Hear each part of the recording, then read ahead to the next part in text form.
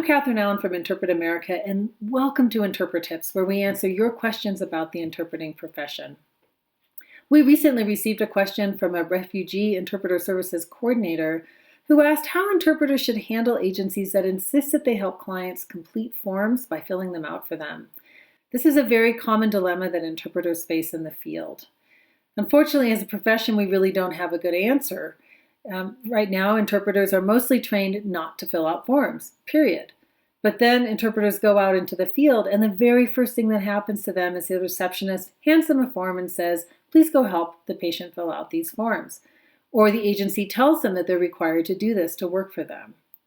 And in real life, if the interpreter says, oh, excuse me, as the interpreter, my ethics say I can't fill out forms, or, oh, it's really not part of my role to fill out forms for the patient or client, what happens? Well, right away, the receptionist is probably annoyed with you, and you have thrown up a real block to communication without providing a viable solution. On the other hand, the reasons interpreters are told not to fill out forms are good. What if you make a mistake when you fill out the form? What if there's some kind of medical consequence that hurts the patient? What kind of legal risk is involved? But if you don't do it, you might lose work. So what is the answer?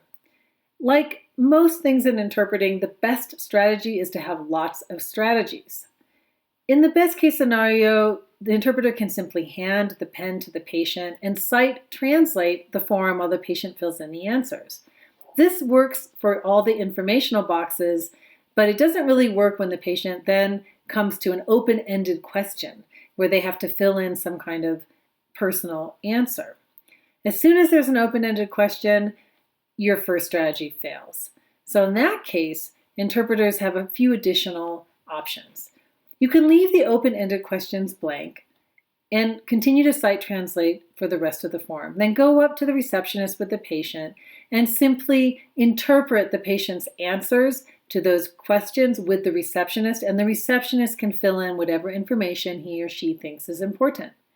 You can do this even if the patient has decided to write down the answers to those open-ended questions in their native language. The receptionist can still write down what they think is relevant when you cite translate what the patient has written. The important thing here is that you have not filled out the form yourself, and the receptionist has decided the relevant information, not you. Finally, in the case of an illiterate patient who can't read or write, ask if there's another staff member available who can assist the patient in filling out the form while you interpret their interaction. After all, this is what they have to do for English-speaking patients who are illiterate. So I encourage you to discuss these approaches with your employer or language service company ahead of time so that everybody is in agreement about what to do when it comes to filling out forms. Because believe me, there are going to be forms. I know that none of these answers are necessarily easy to adapt in real life, but they do provide you with more strategies than a simple, I don't fill out forms, which causes both frustration and also doesn't help the communication process move forward.